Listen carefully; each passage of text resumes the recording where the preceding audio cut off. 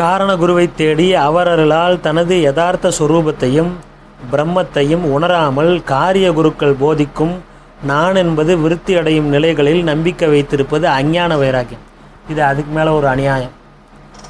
காரண குருனா இந்த பிரபஞ்சம், இந்த உலகம், சகல கோள்களும், அதுக்கு ஆதாரமாக இருக்கிற ஆயிரக்கணக்கில் இருக்கிற அனந்த கோடி சூரியன்களும், இது எல்லாவற்றையும் நேதி பிறழாமல் ஒரு கட்டுக்குள்ளே வச்சிருந்து எல்லாத்தையும் நிர்வாகம் பண்ணுகிற, எல்லாவற்றையும் நிர்வகித்து கொண்டிருக்கிற பிரம்மத்தை உணர்வதற்கு காரணகுரு தேவை.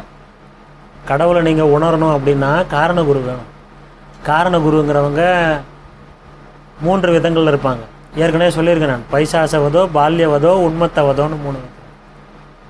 பைசாசவதோன்னா பிசாசு மாதிரி தெரிவாங்க, சுடுகாடு அது இதுன்னு. அகோரிகள் கேள்விப்பட்டீங்களா? அந்த மாதிரி ஆளுங்க, கருணையே வடிவமானவங்க அகோரிகள். ஆனால் அந்த கருணையை நீங்கள் புரிஞ்சுக்கிற விதம் வேறு. இந்த மாதிரி பைசாசவதோங்கிற வகையில் இருக்கிற குருமார்கள் தான் அகோரிகள். உண்மத்தவதோன்னு ஒரு வகை குருக்கள் இருக்கிறாங்க. உண்மத்தவதோன்னா பைத்தியம் மாதிரி தெரிவாங்க. நம்ம ஊரில் கூட அக்கா சுவாமிகள்னு ஒருத்தர் இருந்தார். அவர் எந்த பொம்பளைங்களை பார்த்தாலும் அக்கா அக்கான்னு கூப்பிட்டுக்கிட்டு, அவங்க கொண்டையெல்லாம் பிடிச்சி திருவிக்கிட்டு, பூவெல்லாம் பிச்சு போட்டுக்கிட்டு, அந்த மாதிரி சேஷாதிரியும் அந்த மாதிரி இருந்தார். திருவண்ணாமலை மகான் சேஷாதிரி சுவாமிகளும் அந்த மாதிரி இருந்தவர். இந்த மாதிரி இருக்கிறவங்கள உண்மத்தவதோன்னு சொல்லுவாங்க. இவங்களெல்லாம் நீங்கள் கிட்ட அவ்வளோ சீக்கிரத்தில் அணுக முடியாது. அவங்களோட கருணையால் நீங்கள் அவங்ககிட்ட போக முடியும். ஆனாலும் உங்களுக்கு பூரணமாக அவங்க தன்னை உணர்த்துவாங்களா அப்படின்னா உணர்த்துவார்கள். அதை புரிஞ்சுக்கிறதுக்கு உங்களுக்கு திராணி இருக்காது. அப்போ சாமானியனும் பிரம்மத்தை உணரணும், கடவுளை உணரணும், கடவுளை அறியணும், கடவுள் தன்மையை புரிந்து கொள்ள வேண்டும் என்றால் அடுத்ததாக ஒரு குரு இருக்காங்க. அவங்களுக்கு பால்யவதோன்னு பேர். பால்யவதோன்னா சின்ன குழந்தை மாதிரி இருப்பாங்க.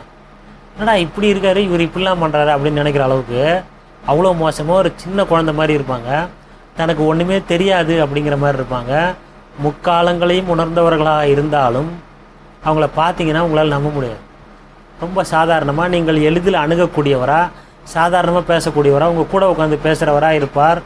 அவருக்கு தான் பால்யவதோ அப்படிங்கிற குருத்தன்மை இருக்கும். அவர்கிட்ட தான் நீங்கள் போய் தீட்சை வாங்கி பிரம்மத்தை அறிஞ்சிக்க முடியும். கடவுளை அறிஞ்சிக்கணும்னா இவர் ஒண்டி தான் சாய்ஸ் உங்களுக்கு. இதுதான் சான்ஸ்னா பால்யவதம் மட்டும்தான். என்னுடைய குருநாதர் அப்படி தான். 122 வயசு, சாட்சாத் பரபிரம்ம ஸ்வரூபம், முக்காலம் உணர்ந்த ஞானி. நேற்று நடந்தது, இன்றைக்கி நடக்கிறது, நாளைக்கு நடக்க போதெல்லாம் சர்வ சாதாரணமாக சொல்லுவாங்க. நிலவுக்கு போனையா, இறங்கி பார்த்தேன், முட்டிக்கால் வரலும் தண்ணி இருந்ததுன்னு ரொம்ப வட்டார வழக்கில் ரொம்ப சாதாரணமாக சொன்னவங்க. பார்த்தீங்கன்னா தெரியவே தெரியாது. ரொம்ப சாதாரணம். ஏதாவது ஒளிவட்டம் தலைக்கு பின்னாடி ஏதாவது ஆறா ஒன்று இருக்கா, ரொம்ப சாதாரணமாக இருப்பாங்க. ஈஸியாக நீங்கள் கிட்ட போய் உட்காந்துக்கலாம், தொட்டுக்கலாம், காலை தொட்டு கும்பிடலாம், காலில் விழுந்து கும்பிடலாம், சகஜமாக பேசலாம், எல்லாம் செய்யலாம். அந்த மாதிரி ஒரு தன்மையில் இருப்பாங்க. அவங்க தான் காரணகுரு. காரணகுருன்னு இன்னொன்று இருக்குது. அது உங்கள் எல்லாருக்குள்ளேயும் நிறைஞ்சிருக்கிற இறைத்தன்மைக்கு தான் காரணகுருன்னு பேர்.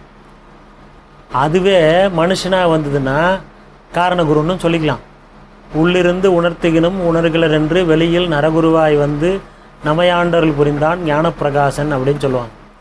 உள்ளேருந்து உங்கள் எல்லாருக்கும் கடவுள் தன்னை உணர்த்திக்கிட்டே இருக்கார். நான் இப்படி பட்டவையா, உங்கள் கூட இருக்கிறையா, புரிஞ்சுங்கய்யான்னு சொல்லிக்கிட்டே இருக்காரு. ஆனால் நமக்கு புரிய மாட்டேங்குது. அப்படிங்கிறதால ஒரு மனித ரூபம் எடுத்து அதன் மூலமாக சொல்லுவார் கடவுளை. அந்த மாதிரி வந்தவங்களுக்கு தான் காரணகுருன்னு பேர். அந்த மாதிரி காரணகுருவை தொழுதா தனது யதார்த்த ஸ்வரூபம், நான் யார் அப்படிங்கிற கேள்வி தான் யதார்த்த ஸ்வரூபம். நீங்கள் யாருன்னு பதில் தெரிஞ்சுக்கிறதுக்கு பார்த்தா யதார்த்த ஸ்வரூபம். நான் ராமசாமி, கோவிந்தசாமி. சரி, நீங்கள் ராமசாமின்னு சொல்கிறீங்க, உங்களை நான் கேட்குறேன், நீங்கள் யார்? நான் ராமசாமி சார் அப்படின்னு உங்களை பார்க்கும்போது கேட்கும்போது சொல்கிறீங்க. தூக்கத்தில் நீங்கள் யார் அப்படின்னு கேட்டால் நான் ராமசாமின்னு சொல்லுவீங்களா? சொல்ல மாட்டீங்க. ஆனால் நான் ராமசாமி அப்படிங்கிற ஒரு உணர்வு உங்களுக்குள்ளே இருந்துக்கிட்டே இருக்கும். அதே மயக்கம் போட்டு விழுந்துட்டீங்கனாலோ செத்துட்டீங்கனாலோ நீங்கள் யார் அப்படின்னு கேட்டால் நீங்கள் ராமசாமின்னு சொல்லவே மாட்டீங்க. அப்போ யாரோ ஒருத்தர் ராமசாமின்னு சொல்லிக்கிட்டு இந்த உடம்புக்குள்ளே இத்தனை நாள் இருந்திருக்கார். அவர் வெளில போயிட்டார், செத்து போயிட்டாங்கன்னு சொல்லிட்டாங்க. விஷயம் புரியுதா உங்களுக்கு? நீங்கள் ராமசாமின்னு சொல்லிட்டு இருக்கிறதெல்லாம் சரிதான். ஆனால் நீங்கள் இறந்த பிறகு உங்களை ராமசாமின்னு யாரும் சொல்ல மாட்டாங்க. ஏன்னா ராமசாமின்னு ஒரு ஆள் உள்ளே இருந்துக்கிட்டு நான் தான் ராமசாமின்னு சொல்லிட்டு இருந்தார். அவர் காணாம், இப்போ எங்கேயோ போயிட்டார். அதனால் உங்களை என்ன சொன்னாங்க? பேரினை நீக்கி பிணமென்று பெயரிட்டும்பார் பட்னத்தார். அந்த மாதிரி பேரை நீக்கிட்டாங்க. பிணம்னு பேர் வச்சுட்டாங்க. அப்போ உங்களுக்கு பேர் கொடுத்துட்ருக்கிறது அந்த பேரோடு நீங்கள் இருக்கிறீங்க அப்படின்னா உங்களுக்குள்ள இறைத்தன்மை இருக்கிறதால தான். அது போயிடுதுன்னா என்ன ஆச்சு நம்ம கதை? பிணம் அப்படின்னு பேர். இதை உணர்த்துறது தான் யதார்த்த ஸ்வரூபத்தை புரிந்து கொள்ளுதல் அப்படின்னு அர்த்தம். இதெல்லாம் ரிஷி காலத்துலேயும் வேத காலத்துலேயும் ரொம்ப அருமை பெருமையாக போற்றி பாதுகாக்கப்பட்டு வந்த விஷயத்தை இவ்வளோ சாதாரணமாக இந்த நூல் மகாபக்த விஜயம் சொல்லிகிட்டு இருக்கு.